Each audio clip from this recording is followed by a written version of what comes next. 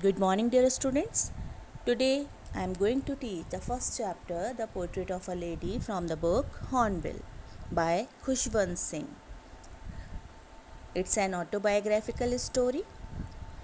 Autobiographical, it means when a writer writes about his own life. That is called autobiographical piece of literature.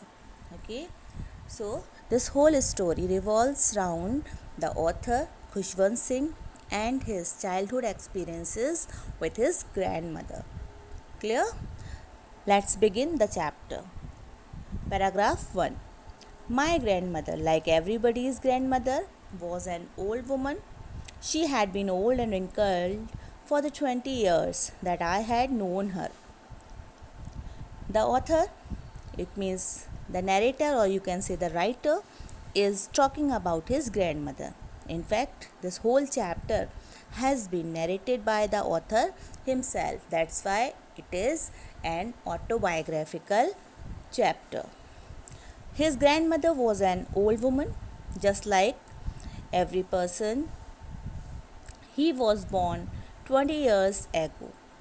Author had also seen her grandmother as an old woman. She had lot of lines, wrinkles and folds on her skin, which is the symbol of old age. People said that she had once been young and pretty and had even had a husband, but that was hard to believe. My grandfather's portrait hung above the mantelpiece in the drawing room. Portrait, it means photo, normally of the face. Mantelpiece, shelf. People used to tell the author that once upon a time his grandmother was very young and beautiful. She had a husband also, it means the author's grandfather. But it was difficult for him to believe.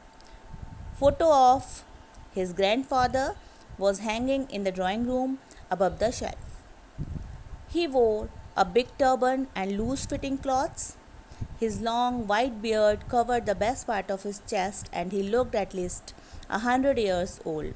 He did not look the sort of person who would have a wife or children. The writer's grandfather used to wear a big turban, as the writer is Punjabi.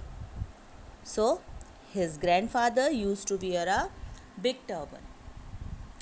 He wore loose fitting clothes. His beard was white and long. It came up to his chest. In the portrait, he looked as if he was 100 years old. Because he looked old, the author thought that his grandfather never had a wife or children. Here, the author is showing the childhood psychology. He looked as if he could only have lots and lots of grandchildren. As for my grandmother being young and pretty, the thought was almost revolting. She often told us of the games she used to play as a child. The author thought that his grandfather could have only grandchildren. It was difficult for the author to believe that his grandmother had been young and beautiful. Grandmother used to talk about the games she played when she was a child, just like the author. That seemed quite absurd and undignified on her part, and we treated it like the fables of the prophets she used to tell us. Here the word is used fables. Fables, it means short stories with moral. Prophet, prophet, it means sent, or you can say representative of God. The author thought that it was silly and unreasonable that his grandmother played games. He thought that these were the stories similar to other moral stories of saints told by grandmother. Actually, he is not able to imagine that during those days she was a little kid. She had always been short and fat and slightly bent. Her face was a crisscross of wrinkles running from everywhere to everywhere. No, we were certain she had always been as we had known her. The author was a child then. He had always seen her as a short and fat lady. Her back was bent due to old age. Her face was full of wrinkles everywhere. We all were sure that the grandmother had always been like that only. Old, so terribly old that she could not have grown older and had stayed at the same age for 20 years. She could never have been pretty, but she was always beautiful. So, the grandmother was so old that it was not possible to become older. The author wants to say that she was very old. She had been looking same during last 20 years. She could not have been attractive, but she was always beautiful.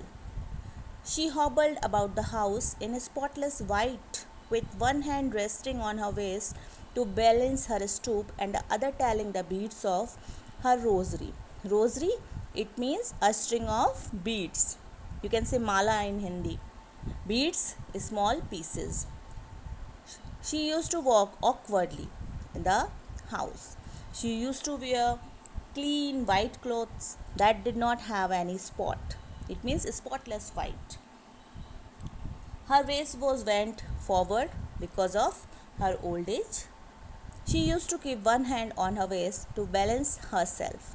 In other hand she had rosary to say her prayers. It means she was a holy woman.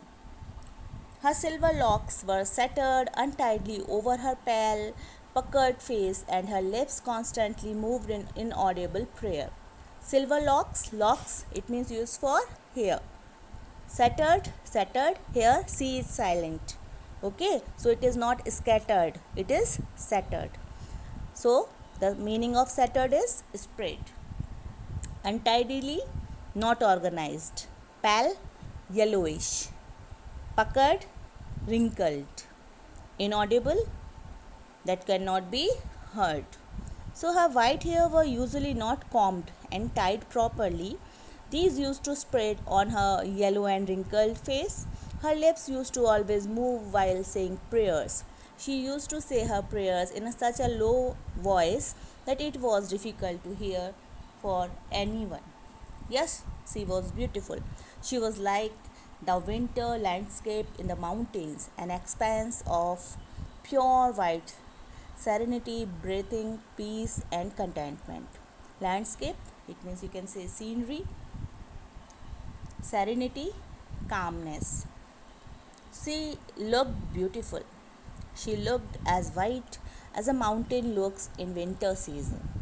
She looked like a white body moving with lot of calmness. It means she was an embodiment of peace. She looked very peaceful and satisfied person.